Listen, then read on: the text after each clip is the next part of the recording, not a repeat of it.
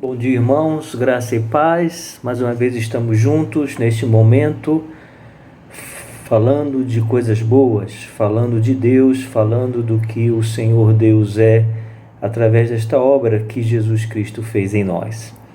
Nesta semana nós gostaríamos de compartilhar o tema tempo de reconstruir, baseado no livro de Neemias.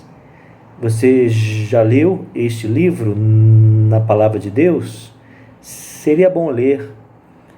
Este livro ele foi escrito por este homem de Deus para mostrar essa necessidade que temos de reconstrução das nossas vidas, dos nossos relacionamentos, da nossa vida com o Senhor Deus.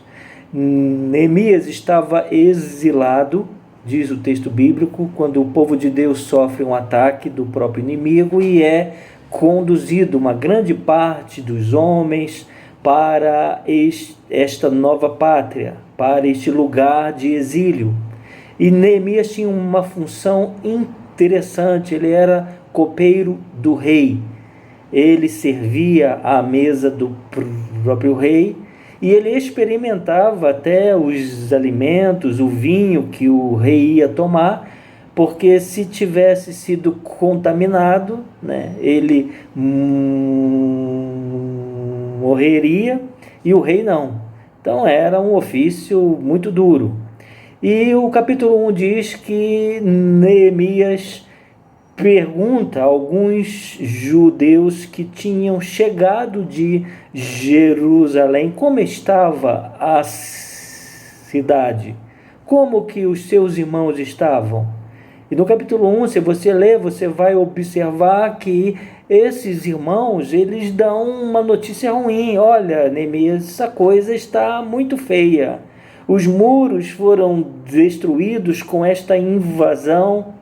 O povo está desolado, passando por necessidades, e assim Neemias fica triste, e o texto diz que ele ora, que ele pede a Deus, que ele chora, que ele até mesmo confessa os pecados do seu povo. Mas este é um livro que trata de reconstrução. Neemias está na presença agora do rei. É interessante notar que quando Neemias recebe estas notícias, o texto bíblico que fala que foi no mês de Quisleu. Faça uma pesquisa no próprio Google que você vai encontrar esses meses correspondentes aos meses de hoje, que nós temos hoje. E só depois, no mês de Nisan, no capítulo 2, no versículo 1, que Neemias está lá servindo ao rei, o rei percebe que ele está triste. Então o rei indaga e ele conta a sua história, que o seu povo está abatido, desprotegido. O muro era um instrumento para levar proteção e o muro estava destruído. E o muro também era um símbolo da proteção de Deus para com o seu povo. Os salmos, eles falam muito isso, O Senhor é o meu escudo, o Senhor é a minha fortaleza. E aí a história do livro conta que o rei se sensibiliza, porque Neemias era um bom servo, era um servo de Deus, e até Neemias consegue material para levar para Jerusalém para reconstruir o muro. Você leia este livro que você vai ver que é uma história linda. E nós precisamos aplicar essa experiência deste homem de Deus na minha vida e na sua vida. Meu querido, é tempo de reconstruir. Neemias só sentiu a necessidade na sua pele de reconstruir o muro porque ele dava valor para o muro. Porque o muro era algo importantíssimo para a sua vida, para a vida do seu povo. E amados, às vezes nós, em nossas vidas, abrimos mão de muitas coisas, abrimos mão da nossa vida mesmo, abrimos mão do nosso casamento, do nosso lar, abrimos mão dos nossos filhos, abrimos mão de servirmos a Deus, porque nós não estamos dando valor. E aquilo que foi abatido na sua vida, destruído, Deus está falando para a minha vida e para a sua vida hoje. É tempo de reconstruir. E amado, Deus é um Deus de reconstrução. Nós não podemos deixar que aquilo que foi destruído em nossas vidas fique lá. Deus tem a sua graça e Deus é especialista em consertar aquilo que está quebrado. Se eu ler agora algumas frases, você vai lembrar de pessoas na Bíblia e de situações na Bíblia que Deus reconstruiu.